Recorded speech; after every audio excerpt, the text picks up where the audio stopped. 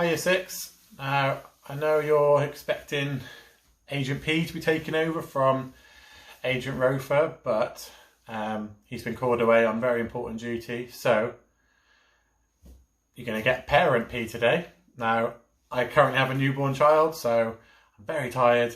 I've got a range of different props that we might not normally need for a spelling lesson, but we're going to give it a go. Okay, so just need to say a massive congratulations to the Spelling Shed Champion of the Week. You can find yourself on our newsletter.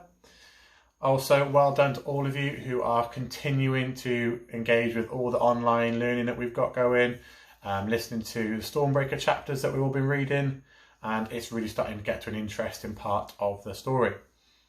Okay, so as Agent Rofer said, spelling is extremely important if you want to be a spy. You need to make sure your messages are coded correctly, or you need to make sure that your information is spelt perfectly so that you actually get the correct message. So today we're going to move on to a different learning objective, which I will show you very shortly. Okay, so our learning objective for this spelling lesson is to spell words ending in ENT or ENCE, otherwise known as ent or ence. Before we move on to this, I just want to check how we all did with some of the ibble and ibbly words from last week. So take your time, have a read through these sentences, and then when you're ready, pause the video and have a go at putting a tick or a cross to say whether you think these sentences are correct or incorrect. Make sure you pause the video now. Okay, so hopefully you all pause the video. Right, let's read through the first sentence. I am incredible good at golf. Well, it doesn't even make sense, so I'm going to put a cross in there. This one should have been incredibly, shouldn't it? Okay. Sensibly, I went for a walk. Now, most of us are doing that right now. So we have a tick. We should all write legibly. Again, that makes sense. So I'm going to put a tick. My new coat is reversibly. This just sounds wrong. Again, we've got a bit of a different ending there we shouldn't have. So it should have reversible. Her ankle was hurt horrible. Again, not quite right. So we're going to put a cross. And we should have horribly. They were visibly excited to leave. And that one is a tick. So if you got those right, or well done. And we're going to move on to our next part of the lesson. So have a little go and see if you can match the word families that are in front of you here. Now, one is already done for you. As you can see, I've linked innocent, which has our ENT, ent ending, and it joins to innocence, which has our ence ending. And it also joins to another part of its word family, which is innocently. So, again, pause the video when you're ready and see if you can join up these. You could write it on your own little piece of paper, or you could just do it in your head, and you can check when I join them up after. Okay, pause the video now. Okay, hopefully you paused it. Right, let's go through some of these words and join them up, and you can check if you were right. Now, the first one should have given you a bit of a clue. They all start with a similar sort of root word, and the ending changes. So I'm going to move to our next word, which is decent. I'm going to go across here, and I'm going to look, and the first one I even see is decency. So I'm going to join those two. Then I'm going to move across here, and I'm going to look down this row, and I can see decently. So those three are in the same word family. So next one's frequent, joins to frequents. Now this is a tricky kind of word that we don't always use. And this one would join to frequently. Confident would join to confidence. And confidence would go back up here to confidential.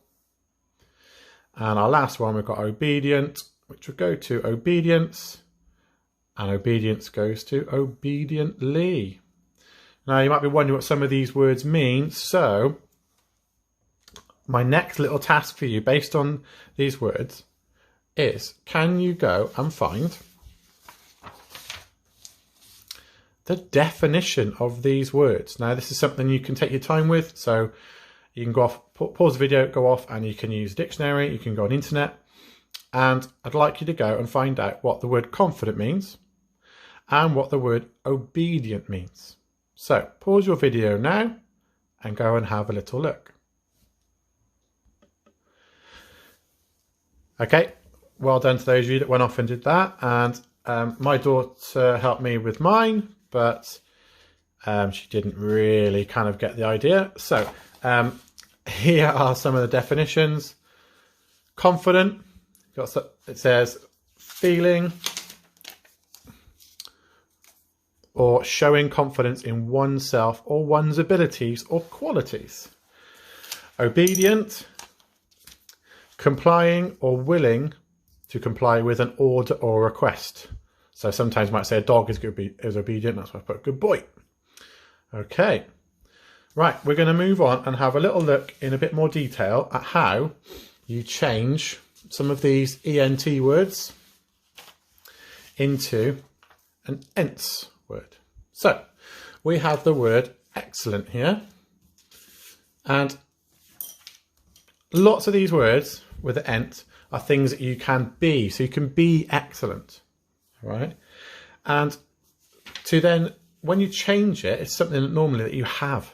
So it's very, very simple that I've got my ent here and it just changes for the ence. And instead of excellent, I have excellence. So you could say I am excellent, but I have excellence. Okay, and the same works for another ent word. So I've got the word silent, and all I need to do is change my ent for ence. Right, that is a general rule for most of these words. All right, there are some exceptions to the rule, and there usually are. So if any of you find any of these kind of words that change a bit differently, then please let me know when you send in your work near the end of the lesson. Okay, so using this example, I would like you guys to please have a go at this next task. So this is another your turn, and I'd like you to have a go at testing yourself at changing these words here from this time the ence ending and change it back to the ent. So have a look at where the ending is, where the suffix is, and how you would change it. Take your time with it, and we will check the answers after. If you come up with any other words, so when we were doing our matching up the word families earlier, you could scribble those down as well. That'd be great. So when you're ready, pause the video and have a go at changing these words. Okay, well done. Right, so again, we're looking at these ence endings and how you change it to ent, and it can go backwards as well. So our first one was frequents. Now this one's, like I said, a bit of a strange kind of word. We don't really use it very much, but the rule still applies. So you take off the ence and you end up with frequent. Okay. This one is difference. Now we've used that word already. And again, you take off your suffix. And oh, I got some help from my daughter. And you end up with different.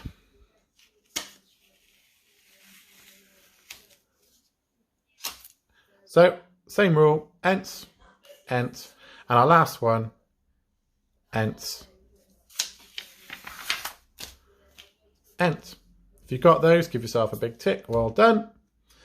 And we're going to move on to now our final little bit of your turn. It's been quite a bit of your turn actually, so well done to you guys. And we're going to have a look at our tasks that will meet our learning objective of spelling words ending in ent and ence. So, for your final your turn, Chili 1, I'd like you to have a go at practicing this week's spelling words, which I'll show you in a second, using your own strategy. Now, I'm going to show everybody Spoodle again. We have done this before, and it's something that I really enjoy doing.